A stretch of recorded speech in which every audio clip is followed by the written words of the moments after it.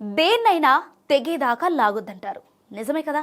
Russia హెచ్చరికలను లెక్క చేయకుండా ఉక్రెయిన్కు పశ్చిమ దేశాలు నాటో సభ్యత్వం ఇవ్వాలని చూశాయి. అదే జరిగితే పరిణామాలు తీవ్రంగా ఉంటాయని ఇటు ఉక్రెయిన్ను అటు అమెరికా సహా పశ్చిమ దేశాలకు ప్రెసిడెంట్ పుతిన్ తీవ్ర స్థాయిలో హెచ్చరిస్తే వచ్చారు. అయినా వినలేదు. తమ వెనక నాటో ఉంది, ఒంటరి పుతిన్ ఏం చేస్తాడులే అనుకుని రెచ్చిపోయారు. ఇప్పుడు లాక్కోలేక పీక్కోలేకపోతున్నారు పశ్చిమ దేశాధినేతలు. ఆనాడే కూర్చొని చర్చించుకుంటే అసలు ఈ ఉక్రెయిన్ రష్యా యుద్ధం వచ్చేది కాదు. పుతిన్ను తక్కువగా అంచనా వేసి వ్యవహారాన్ని తెగేదాకా లాగారు. ఇప్పుడు ఏమైంది? బొక్కబోర్ల పడ్డారు. మరో 2 నెలల్లో యుద్ధం 4 ఏళ్లు పూర్తి చేసుకుంటోంది. నాటో వెనుక ఉండి ఎంత తోసినా ఉక్రెయిన్ దళాలు రష్యా ముందు నిలవలేకపోతున్నాయి. నిలుస్తాయని నమ్మకమూ లేదు.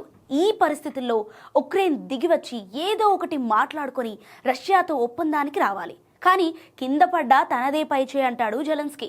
ఈ నేపథ్యంలో అమెరికా మధ్యవర్తిగా ఉండి ఓ శాంతి ప్రణాళికను ముందు పెట్టింది. ఇది రష్యాకు సమ్మతమే, కానీ ఉక్రెయిన్ ఒప్పుకోవట్లేదు.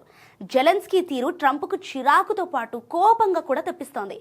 యుద్ధం ఇలాగే కొనసాగితే ఇది 3వ ప్రపంచ యుద్ధానికి దారి తీస్తోందని ఆయన తాజాగా హెచ్చరించారు. గత నెల రోజుల్లో యుద్ధంలో దాదాపు 25,000 మంది ప్రాణాలు కోల్పోయినట్లు తెలిపారు.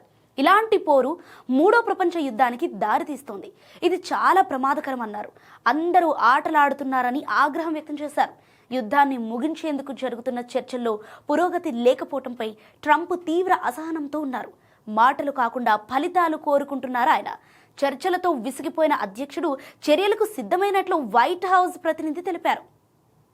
శాంతి ప్రణాళికను ముందుకు తీసుకెళ్లటంలో ట్రంప్ పరిపాలనా సిబ్బంది చురుకుగా ఉన్నారని, యూరోపియన్ నేతలతో చర్చించేందుకు అధ్యక్షుడు సిద్ధమైనట్లు వెల్లడించారు. పశ్చిమాసియా రాయబారి స్టీవ్ విట్కాఫ్ బృందం రష్యా ఉక్రెయిన్లతో ఇప్పుడు చర్చలు కొనసాగిస్తున్నారన్నారు ఆయన.